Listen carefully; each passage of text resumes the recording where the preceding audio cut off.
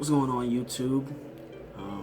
It's now Wednesday. It's Wednesday, April 13th, which means I am a week away from surgery. A week away today. And a week and like less than 4 hours, I'll be on the operating table.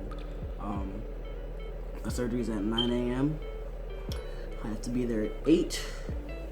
So yeah, it's like 5 something in the morning right now. I should be sleeping, but I can't for 2 reasons. One, I'm just anxious. I haven't been able to sleep like all this week. And then 2, I have to get blood work done, and I'm very hungry. Please excuse the mess that is my life right now. I just got out the shower and I'm not trying to impress anybody. So there's that.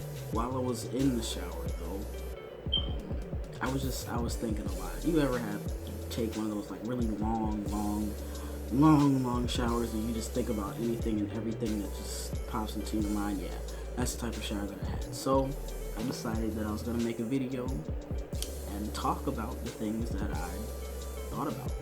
So here we go. Wow, I need to put some lotion on.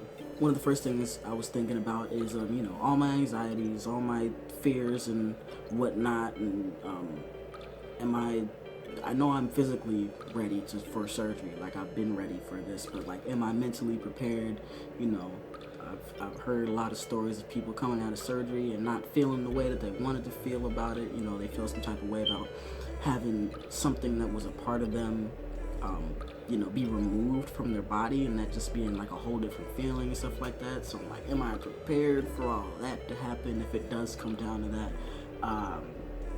Let's say my scar, like something weird happens and my scars don't look the way that they should, am I prepared to visually have to look at that and see that, and stuff like that. So I've just been like putting my brain through a workout, making sure I'm prepared for every single thing that could happen.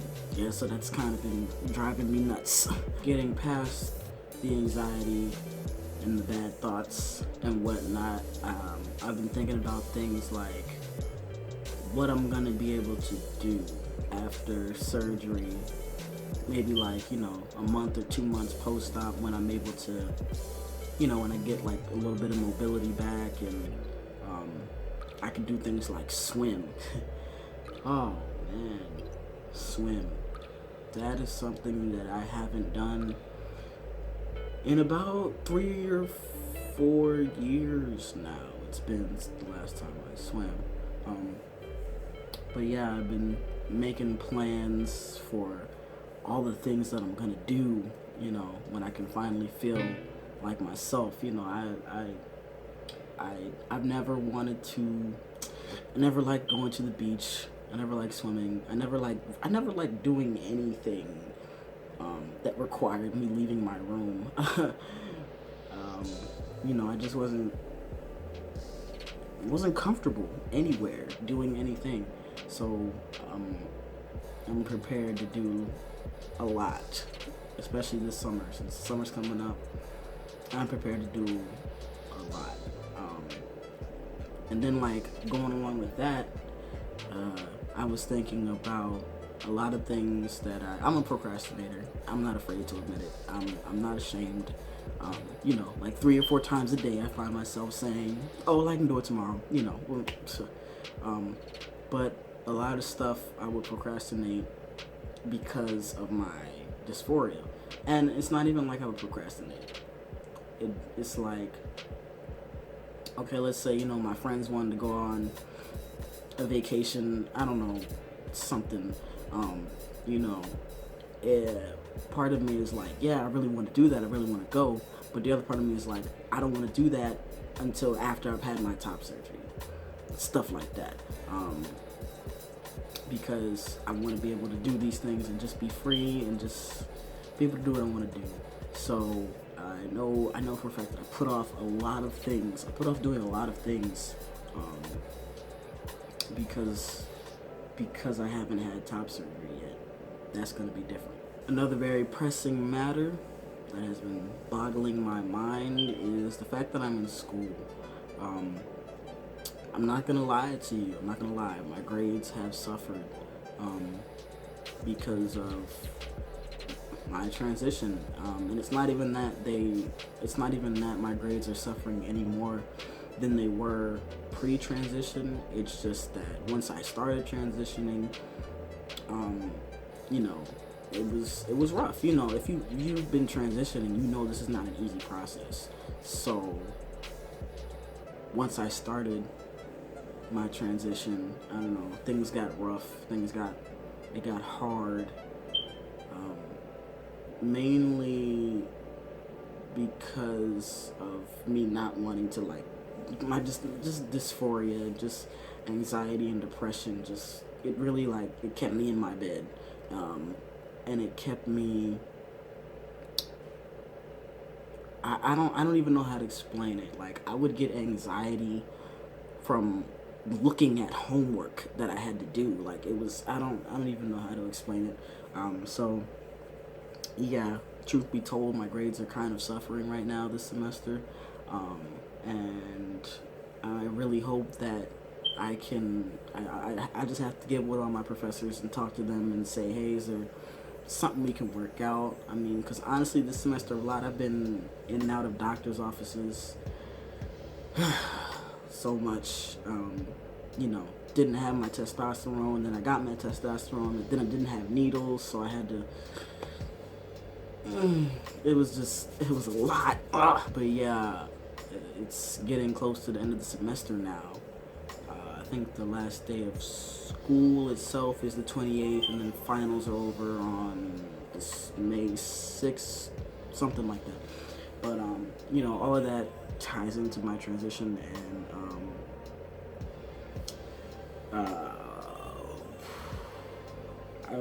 I don't know. I just really need a miracle. I need to figure out a way to not fail all of my classes this semester. And then the last two things I was thinking about, because this also ties into it with my attendance, my class attendance. It would be really bad because there would be some days where I would just wake up and I couldn't face like my binder. Like, I feel like my knee is really ashy. But there was just some days where I couldn't put my binder on. It's not that it was too tight; it wouldn't fit. Like I really just did not have the emotional strength, like the mental capacity to put my binder on and deal with it again for the day. Because I know how long I wear it throughout the day. I know how long I've been binding. I've been binding for almost 2 years, which I know wasn't like an extremely long time. You know, there are guys out there that have been binding for 4, 5, 6 years and stuff like that. But, you know, for me, it wasn't a long time because for one, I bind more than you're supposed to, more than like the healthy limit, I guess. I've fallen asleep in my binder more times than I can count. So I just know I've done a lot of damage to my chest, even binding safely. So my binder was the cause of a lot of issues for me, just mentally, just traumatizing. Last thought that I had, thinking about school, was that I really do wish that I had started my transition earlier in my life. Like, I really wish that I had known what it meant to be transgender. I wish that I had known that there was something that I could do about it. And I wish that I had known there was something I could do about it earlier, like even before high school. Because I've known... And what's funny is now, these days, like my mom, if we're just chilling, talking, she'll even come up to me sometimes and she'll look at me and she'll say, oh, remember that time when you did this, blah, blah, blah. And she'll say, yeah, I knew that you were a boy on the inside, stuff like that. So I'm just like, I knew way back then. And I really wish that I had done something about it way back then. So I feel like it'd just be a lot easier if I had started my transition earlier in life. I really think that I would have had an easier time if I had transitioned earlier in life. Like, I'm thinking about a lot of stuff that I wouldn't have had to go through. Like, for example, going through high school just would have been a whole different experience. You know, I'm a in between junior, senior in college right now, so you know I can have an apartment. But you know, that first year of college, having to live in traditional housing in a female dorm, it was painful. It was pretty painful. So I just know that that's just, I don't know. I just wish I had started earlier. I don't have any regrets about my transition. I just wish that I started earlier. Okay, I've talked your ear off enough. I gotta get the work done. I'm gonna get ready to go. And yeah, my surgery is really in a week. And it's crazy because, like, at the beginning of this year, I didn't even think this was going to be happening for like another 2 or 3 years. Like, I was so discouraged. But it looks like I'm all good. It looks like we're gonna be able to make this happen. So, to my 90 subscribers, because I do have 90 subscribers now. Whew, I will try my best to like document my whole top surgery journey, you know, from the time I wake up Wednesday morning to, you know, the reveal and all of that stuff. Yeah, it's gonna be crazy.